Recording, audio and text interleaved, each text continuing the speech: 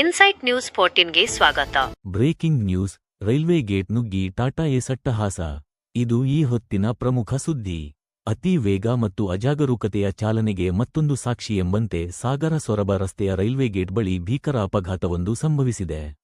ನಮಸ್ಕಾರ ಪ್ರಿಯ ವೀಕ್ಷಕರೇ, ನೀವು ಇನ್ನೂ ನಮ್ಮ Insight News 14 YouTube channel subscribe ಮಾಡಿಕೊಂಡಿಲ್ಲವೆಂದರೆ ಕೂಡಲೇ ಸಬ್ಸ್ಕ್ರೈಬ್ ಮಾಡಿಕೊಳ್ಳಿ.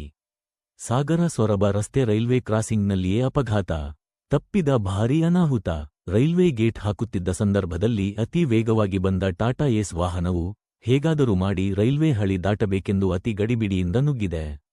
ಈ ಭರದಲ್ಲಿ ನಿಯಂತ್ರಣ ತಪ್ಪಿದ ವಾಹನವು ನೇರವಾಗಿ ರೈಲ್ವೆ ಗೇಟ್ಗೆ ಬಲವಾಗಿ ಡಿಕ್ಕಿ ಹೊಡೆದಿದೆ.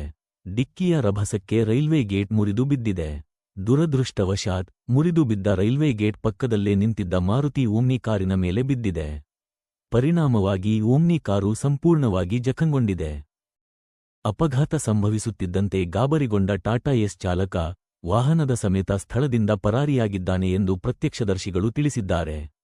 ಗಮನಿಸಿ, ಈ ಘಟನೆಯಿಂದಾಗಿ ಸಾಗರ ಸೊರಬ ರಸ್ತೆಯಲ್ಲಿ ಕೆಲಕಾಲ ಸಂಚಾರ ವ್ಯತ್ಯಯ ಉಂಟಾಗಿದ್ದು, ರೈಲ್ವೆ ಸಿಬ್ಬಂದಿಗಳು ಗೇಟ್ ಸರಿಪಡಿಸುವ ಕಾರ್ಯದಲ್ಲಿ ತೊಡಗಿದ್ದಾರೆ. ಅದೃಷ್ಟವಶಾತ್ ಯಾವುದೇ ಪ್ರಾಣಾಪಾಯ ಸಂಭವಿಸಿಲ್ಲ.